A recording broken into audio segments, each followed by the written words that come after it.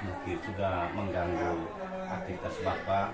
Nah, jadi sekarang kami ada tugas yang diberikan oleh dosen untuk wawancara dengan Bapak sebagai Wakasek Sarana Prasarana. Nah, jadi mungkin yang saya tanyakan ini tentang bagaimana menurut Bapak mengenai sarana prasarana siswa yang belum memadai di sekolah kita ini. Baik, yang pertama terima kasih banyak Pak Bos. Tidak mengganggu juga pas kesempatan baik ini bisa kita berhubungan dengan sarana prasarana di lembaga kita ini, sekolah SMK Negeri 1 ASS ini. Kita sekolah besar juga, sarana prasarana memang sampai saat ini masih belum memadai. Itu yang pertama, karena sekolah besar saya bilang tadi itu karena di sini banyak kompetensi keahlian. Ada 11 kompetensi keahlian. Jadi minat atau animo anak-anak untuk masuk ke sekolah ini itu begitu besar karena didukung oleh 11 kompetensi keahlian. Sehingga untuk sekarang itu kurang lebih siswanya itu 1.200 orang. Sehingga berhubungan dengan sarana prasarana tadi itu belum memadai karena ini sekolah kita ini awalnya itu pun memang hanya 3 jurusan. Tiga waktu itu jurusan. Sehingga waktu itu memang fasilitas yang disiapkan oleh pemerintah itu cukup, tetapi seiring berjalannya waktu dibuka begitu banyak kompetensi keahlian, sehingga sarana prasarana masih belum memadai. Salah satunya itu bahwa ini ruang praktek siswa atau RPS itu juga ada beberapa kompetensi keahlian yang belum ada, sehingga laboratorium yang ada itu masih digunakan untuk ruangan kelas. Kemudian yang kedua itu ruangan kelas juga masih belum cukup. Contoh kita tahun ajaran baru ini masih kekurangan 3 ruangan kelas. Itu masih dihitung laboratorium di kompetensi kali masih dipakai untuk ruangan kelas.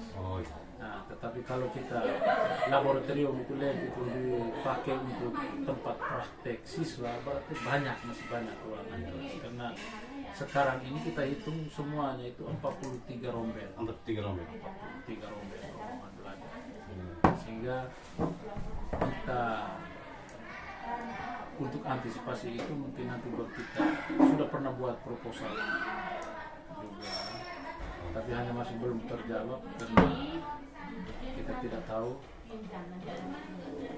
sehingga kita masih minta bantuan dari pemerintah lewat Kodim, kemudian juga dari orang tua. Jadi untuk sementara itu sarana prasarana, ruang praktek siswa, ruang kelas, ruangan kelas, termasuk juga dengan ini aula.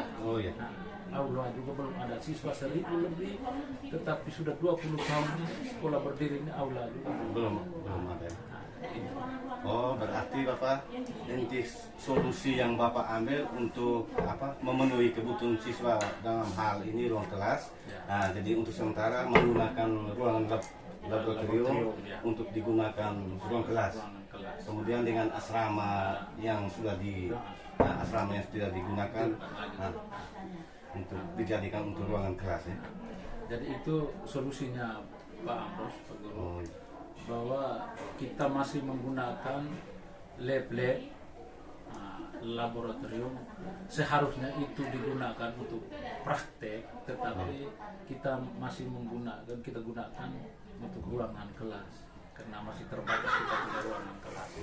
Nah, kemudian solusi yang kedua seperti yang kita ketahui bersama tadi, bahwa asrama yang siswa yang dulu kita pakai untuk asrama itu sekarang kita sekat untuk ruangan kelas, ada 3 ruangan kelas di bawah itu. Tapi kita lihat sendiri bahwa itu darurat, bukan bangunan permanen, tetapi semi permanen itu bukan.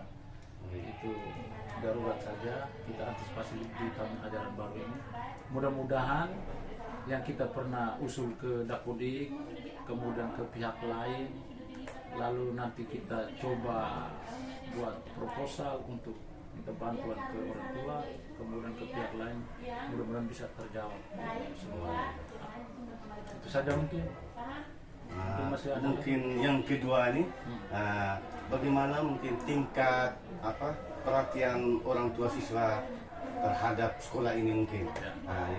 Kalau walaupun saya baru ini menjabat Sapras, itu baru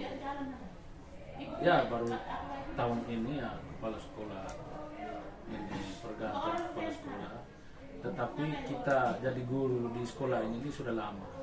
Jadi menurut pengalaman atau pengamatan kita, sejak sekolah ini berdiri juga, saya juga guru di sini, bentuk perhatian orang tua kepada sekolah itu begitu besar.